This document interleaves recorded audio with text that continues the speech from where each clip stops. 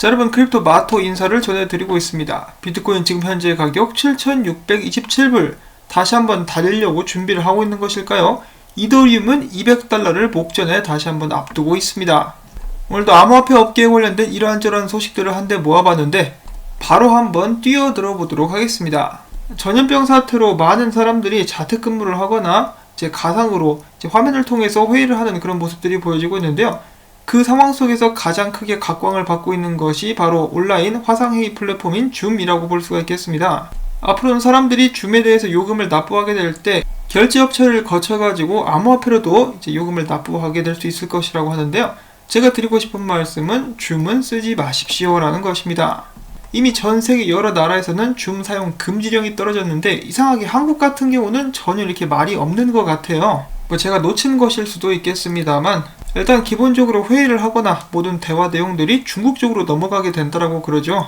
그런 식으로 몇 번 포착이 됐었고 줌의 CEO도 그것에 대해서 인정을 했다라고 그러죠. 그래서 줌 앱이 깔려있다라면 그냥 바로 삭제를 하시고 사용하지 않으시기를 추천을 전해드리고 싶습니다.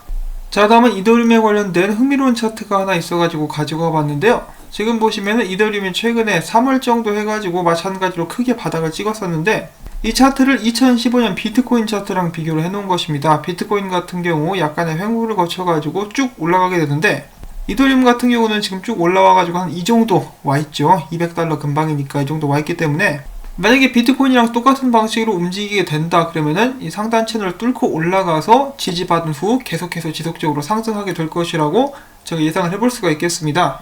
아무래도 이 기폭제가 될 수 있는 것이 이더리움 2.0이라고도 볼 수가 있겠는데요. 이 엄청난 상승 가능성을 가진 이더리움 계속해서 주의 깊게 지켜봐야 될 것 같습니다. 자, 그 다음에 저희 시청자분들 중에 몇몇 분께서 진리카 관련 소식도 있으면 올려달라고 꼭 말씀을 해주셨는데요. 이 소식은 아니지만 차트 분석이 있습니다. 굉장히 긍정적인 분석인데요. 진리카 같은 경우도 최근에 좀 바닥을 찍고 바닥을 다지고 있는 모습 보여주면서 전체적으로는 RSI가 점점 상승하고 있습니다. 그러면서 앞으로 비트코인 사토시 차트상 이렇게 크게 상승할 수 있는 가능성이 많다라고 하니까요. 조만간에 좋은 소식 들려올 수 있기를 또 바라보도록 하겠습니다. 자, 그 다음으로 이어서 중국의 대형 채굴기 생산업체인 카나안에 이어서 또 다른 중국의 비트코인 채굴기 생산업체 에방이 1억 달러 상당의 미국에서의 주식 공개를 신청을 했다라고 합니다. 자, 과연 미국에서 중국의 또 다른 채굴기 생산업체가 그들의 증시 상장을 이룰 수 있을 것인지 지켜보도록 하겠고요. 그 다음에 아르헨티나 같은 경우는 계속해서 비트코인 거래량이 늘어나고 있는데 크립토랜드는 최근에 이런 말을 한 적이 있습니다. 경제가 안 좋아지면서 인플레이션 문제가 좀 심각하게 대두되어 있었던 아르헨티나에서 그에 대한 백신으로 찾은 것이 바로 비트코인이다라는 것이죠.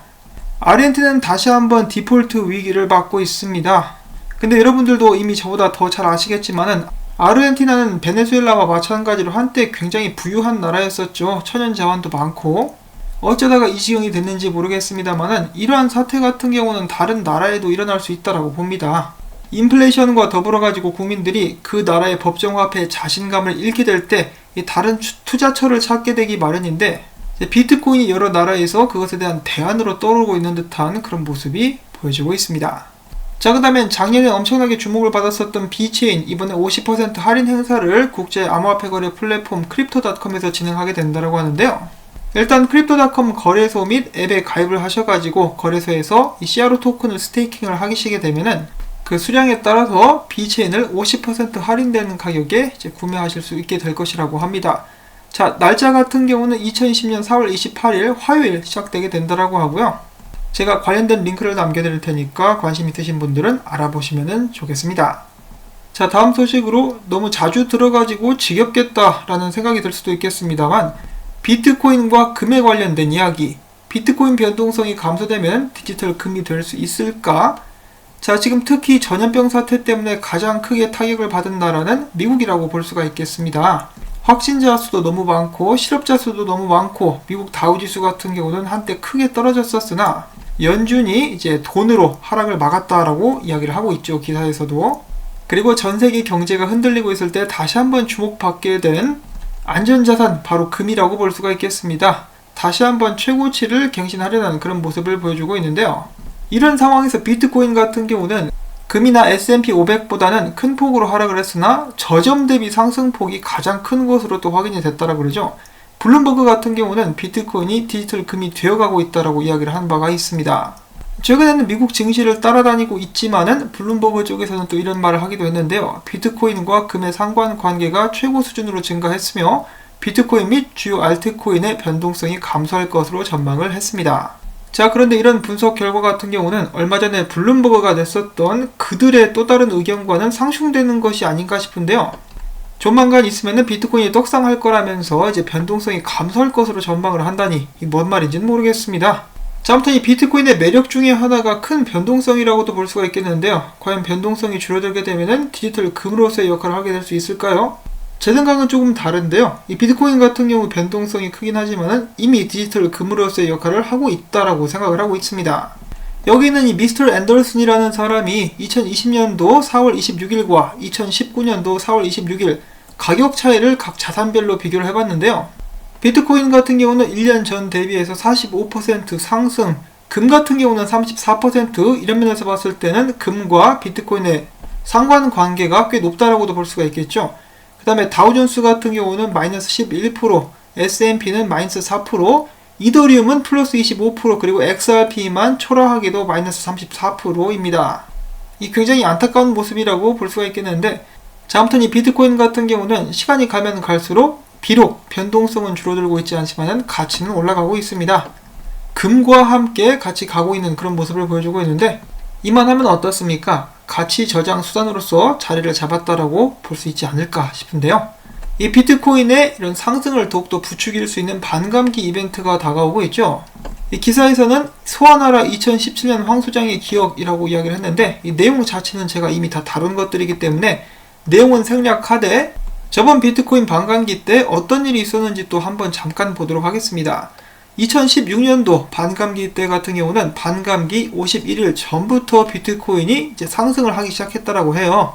정확히 따지자면은 여기서 여기까지는 좀 하락하는 구간이 있긴 했었습니다만은 떡상을 그냥 해버렸죠.